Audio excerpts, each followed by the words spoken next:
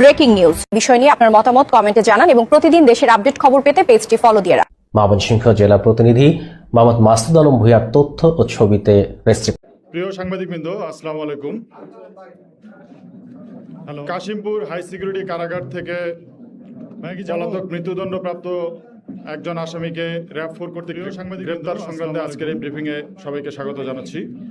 কাশিমপুর আপনারা জানেন, বাংলাদেশ আমার অহংকার এই স্লোগান নিয়ে র্যাব তার প্রতিষ্ঠা লগ্ন থেকে সন্ত্রাস, জঙ্গিবাদ নির্মূল গ্রেপ্তার সংক্রান্তে আজকের এর পাশাপাশি গুরুত্বপূর্ণ সেন্সিটিভ মামলার আসামিদের আইনের আওতায় নিয়ে এসে জনগণের সুনাম অর্জন করতে সক্ষম হয়েছে। র্যাব 4 সন্ত্রাস, জঙ্গিবাদ নির্মূলের পাশাপাশি বিভিন্ন নৃশংস অপরাধে জড়িত আসামিদের আওতায় নিয়ে আসার জন্য সদা সচেষ্ট। এরই ধারাবাহিকতা গত 10 জুলাই কাশিমপুর হাই সিকিউরিটি কারাগার থেকে মৃত্যুদণ্ডপ্রাপ্ত একজন পলাতক আসামিকে দারুসালাম থানা থেকে আমাদের র্যাব 4-এর একটি চৌকস দল গ্রেপ্তার করেছে।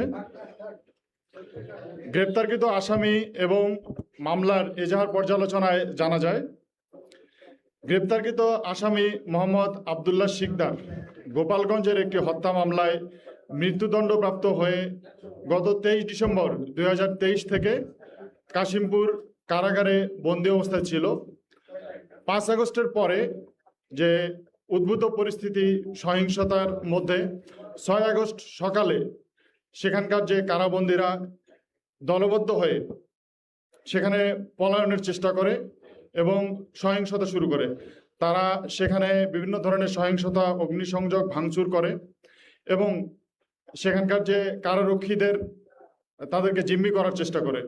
এক পর্যায়ে আমাদের যে গ্রেপ্তারকৃত আসামি আবদুল্লাহ শিকদার এবং অন্যান্য আসামিরা বৈদ্যুতিক পিলার ভেঙে একটি মই তৈরি করে এবং এই মইয়ের সাহায্যে তারা যে কারাগারের সীমানা প্রাচীর টপকে পালিয়ে যায় এবং বিপুল সংখ্যক তার সাথে সহযোগী সহ তারা পালিয়ে যায় এবং এই সংক্রান্তে জেল কর্তৃপক্ষ বাদী হয়ে গাজীপুরের কোনাবাড়ি থানায় একটি মামলা রুজু করে এবং এই মামলা রুজু হওয়ার পরপরই আমাদের র্যাব 4 দীর্ঘদিন থেকে আমরা ছায়া তদন্ত শুরু করি যে এই মামলায় যারা পলাতক আসামি তাদেরকে আইনের আওতায় নিয়ে আসার জন্য।